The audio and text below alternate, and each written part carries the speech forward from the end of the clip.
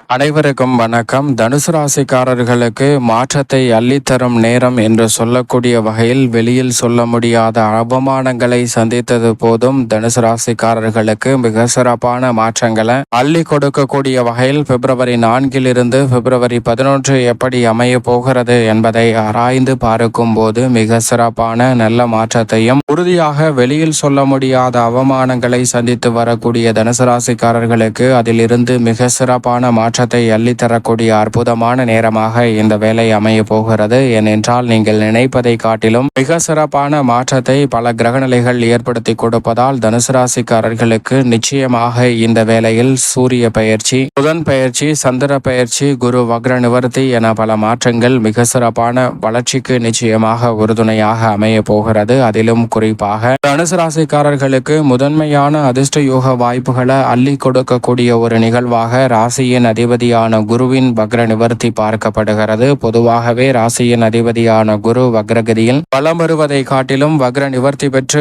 பலம் பெருந்திய அமைப்பில் வலம் பெறக்கூடிய தருணம் என்பது மிக சிறப்பான வளர்ச்சிக்கும் முன்னேற்றத்திற்கும் உறுதியாக அடித்தளமிடும். அந்த வகையில் ராசியின் அதிபதியான குரு பகவான் ரூணரோக சத்ருஸ்தானம் என்று சொல்லக்கூடிய யோகஸ்தானத்தில் வக்ர நிவர்த்தி பெற்று பலம் பெறுகிறாருங்க. சப்தமஸ்தானத்தை நோக்கி விரைகிறார். எனவே உறுதியாக தனுசு ராசிக்காரர்களுக்கு இந்த தருணத்தில் மனதில் ஏற்பட்ட குழப்பம் அனைத்தும் நிச்சயமாக நீங்கும். அது மட்டுமல்லாது வெளியில் சொல்ல முடியாத அளவிற்கு அவமானத்தை குடும்பம், தொழில், உத்தியோகம் என எந்த விதமான நிகழ்வுகளில் சந்தித்திருந்தாலும் கூட அதில் மிக சிறப்பான மாற்றத்தை அள்ளித்தரப்போகிறாருங்க ராசியின் அதிபதியாக இருக்கக்கூடிய குரு பகவானினுடைய வக்ர நிவர்த்தி. எனவே குரு பகவான் வக்ர நிவர்த்தி பெற்று பலம் பெறுவது மட்டுமல்லாது இன்னும் சில மாதங்களில் வலுவாக சப்தமஸ்தானத்தில் அமர போகிறார். எனவே இன்னும் சில மாதங்களில் ஜென்மராசிக்கு குருவின் சுப பார்வை வலுவாக கிடைக்க போகிறது. எனவே இந்த வேளையில் உறுதியாக நீங்கள் நினைத்தபடியே திருமணம், காதுகுத்து, வளகாப்பு, புதுமனை புகுதல் என பல்வேறு வகையான சுப நிகழ்வுகள் தடையில்லாமல் கைகூடும். அதோடு மட்டுமல்லாது மிகப்பெரிய அளவில் இருக்கக்கூடிய காரிய தடைகள், சிக்கல்கள் இந்த தருணத்தில் விலகி வளர்ச்சியையும் முன்னேற்றத்தையும் சந்திக்கக்கூடிய வகையில் மிக சிறப்பான நல்ல வாய்ப்புகளும் முன்னேற்றத்திற்கான அற்புதமான வாய்ப்புகளும் இந்த தருணத்தில் அமைவதற்கான முதன்மையான யோகம் கிடைக்கிறது.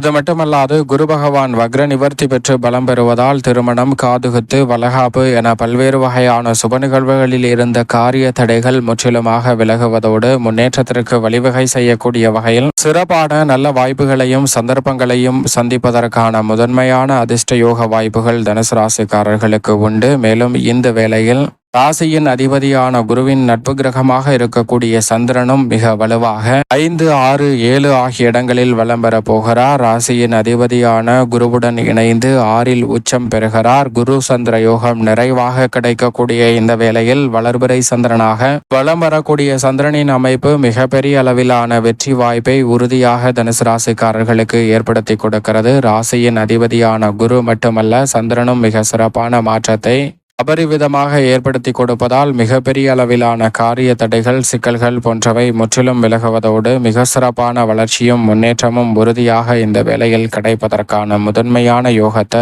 இந்த தருணம் ஏற்படுத்தி கொடுக்கிறது. எனவே நீண்ட நாட்களாக இருக்கக்கூடிய மிகப்பெரிய அளவிலான சிக்கல்கள், சிரமங்கள் இந்த தருணத்தில் முற்றுப்புள்ளி வைப்பதற்கான நல்ல யோகம் நிச்சயமாக தனுசு ராசிக்காரர்களை தேடி வருகிறது. அதோடு மட்டுமல்லாது இந்த வேளையில் உஷ்ண கிரகமும் முதன்மை கிரகமும் என்று சொல்லக்கூடிய சூரியன் இறுதி தருவாயில் தனஸ்தானத்தில் வீற்றிருக்கிறார். சூரியனின் அமைப்பு மிக சிறப்பான மாற்றத்தை ஏற்படுத்தி கொடுக்கிறது. அலைச்சலை தவிர்த்து வெற்றி வாய்ப்பை உறுதியாக ஏற்படுத்தி கொடுப்பதற்கான நல்ல சந்தர்ப்பத்தை சூரியனின் அமைப்பு உருவாக்குகிறது. அதேபோன்று வித்யா கரகரான புதன் தனஸ்தானத்தில் வலுவாக சூரியனுடன் இணைந்து முற்பகுதியில் சஞ்சரிக்கிறார். 6ஆம் தேதிக்கு பிறகு மிக வலுவாக தைரியஸ்தானத்தில் ஆட்சி பலம் பெற்றிருக்கக்கூடிய சனியுடன் இணைந்து வித்யாகாரகரான புதன் சஞ்சரிக்க போகிறார். புதனின் அமைப்பை பொறுத்த வரைக்கும் மிகப்பெரிய அளவிலான காரிய தடைகள், சிக்கல்கள் போன்றவற்றை தவிர்த்து நல்ல முன்னேற்றத்தையும் வளர்ச்சியையும் உறுதியாக ஏற்படுத்தி கொடுப்பதற்கான சிறப்பான வாய்ப்புகளையும் சந்தர்ப்பத்தையும் உருவாக்கி கொடுக்கிறாருங்க. எனவே இந்த வேளையில் வித்யாகாரகரான புதன் தைரியஸ்தானத்தில் நுழைவது பெரிய அளவிலாக இருக்கக்கூடிய காரிய தடைகள், சிக்கல்களை தவிர்த்து முன்னேற்றத்திற்கு வழிவகை செய்யக்கூடிய பெறக்கூடிய சிறப்பான வாய்ப்புகளும் இந்த வேளையில் உங்களை தேடி வருகிறது. அது மட்டுமல்லாது தைரியஸ்தானத்தில் ஆட்சி பலம் பெற்று இறுதி தருவாயில் வலம் வந்து கொண்டிருக்கிறாருங்க சனி. எனவே நிரந்தர வேலை வாய்ப்பு, நிரந்தர தொழில் ரீதியான முன்னேற்ற வாய்ப்புகள் போன்றவை உறுதியாக தனுசு ராசிக்காரர்களுக்கு கிடைப்பதற்கான நல்ல சந்தர்ப்பம் இந்த வேளையில் நீங்கள் நினைப்பதை காட்டிலும் மிகவும் சாதகமாக அமைவதற்கான சாத்தியக்கூறுகள் உண்டு. எனவே சரியாக பயன்படுத்திக் கொள்ளுங்கள். சனி பகவான் ஆட்சி பலம் பெற்று இறுதி தருவாயில் வலம் வரக்கூடிய இந்த வேளையில் நினைத்த காரியம் அனைத்தும் கைகூடும். தடை தாமதம் இல்லாமல் புதிய ஆர்டர்கள், ஒப்பந்தங்கள் மிக சிறப்பாக வருவதற்கான யோகம் உண்டு. எனவே சிக்கல் என நினைத்த பல காரியங்கள்ல இனி வளர்ச்சியை உறுதியாக சந்திப்பதற்கான நல்ல யோகம் தனுசு ராசிக்காரர்களுக்கு நிறைவாக கிடைக்கிறது. அது மட்டுமல்லாது மிக வலுவாக செவ்வாயும் சப்தமத்தில் வக்ரம் பெற்று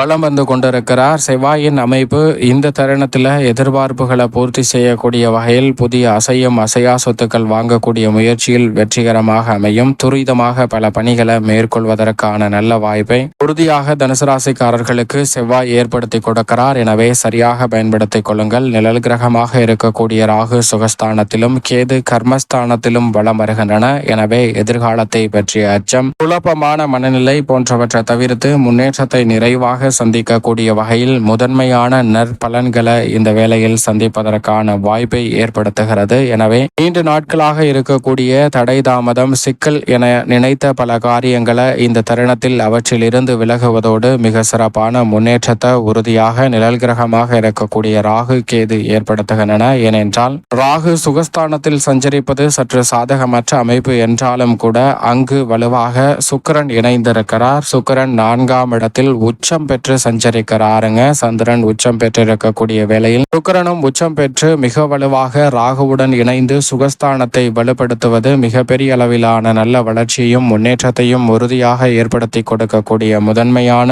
அதிர்ஷ்ட யோகம் நிறைந்த ஒரு அமைப்பாக பார்க்கப்படுகிறது. எனவே தனுசு ராசிக்காரர்களுக்கு சுக்கிரனின் உச்சம் என்பது புதிய வாய்ப்புகளை நிறைவாக அள்ளி கொடுப்பதோடு மட்டுமல்லாது மிகப்பெரிய அளவில் இருக்கக்கூடிய காரிய தடைகள், தாமதங்கள் போன்றவற்றை விலகி நன்மையையும் வளர்ச்சியையும் நிறைவாக அள்ளி கொடுப்பதற்கான முதன்மையான யோகத்தை உருவாக்கி கொடுக்கிறது. எனவே கலைத்துறை மற்றும் அரசியல் துறையில் பெயர் புகழ்களை சம்பாதிக்கக்கூடிய வகையில், புகழின் உச்சத்தை அடையக்கூடிய வகையில் இந்த தருணத்தில் மிக சிறப்பான நல்ல வாய்ப்புகளும் சந்தர்ப்பங்களும் உங்களை தேடி வரப்போகிறது. அதோடு மட்டுமல்லாது எந்த காரியத்தை கையில் எடுத்தாலும் தோல்வி என்ற பேச்சிற்கே இடமில்லாமல் வெற்றி வாய்ப்பை நிறைவாக அள்ளி கொடுக்கிறார். எனவேதான் மிக சிறப்பான நல்ல வாய்ப்பும் சந்தர்ப்பமும் உறுதியாக தனுசு ராசிக்காரர்களை தேடி வருவதற்கான முதன்மையான யோகம் சுகஸ்தானத்தில் உச்சம் பெற்றிருக்கக்கூடிய சுக்கிரனின் அமைப்பால் உண்டு. குறிப்பாக பொருளாதார ரீதியாக சங்கடங்களை சந்தித்து வரக்கூடிய தனுசு ராசிக்காரர்களுக்கு அவை முற்றிலும் மறையும். மேலும் இந்த தருணத்தை மிக சிறந்த மகிழ்ச்சிகரமான தருணமாக மாற்றிக்கொள்வதற்கு உறுதியாக தனுசு ராசிக்காரர்கள் வாரத்தில் செவ்வாய்க்கிழமை விரதம் இருந்து அருகாமையில் உள்ள நவகிரக சன்னதி சென்று தீபம் ஏற்றி வழிபாடு செய்யுங்கள். தங்களுடைய வாழ்வில் சந்திக்கக்கூடிய தடை தாமதம் அனைத்தும் விலகி தனுசு ராசிக்காரர்களுடைய வாழ்வில் இனிமையும் மகிழ்ச்சியும் விரைவாக அமையக்கூடிய வகையில் பல்வேறு வகையான சந்தர்ப்பங்கள் இந்த தருணத்தில் உங்களை தேடி வரும் என்பதில் சந்தேகமே இல்லை. தனுசு ராசிக்காரர்களுக்கு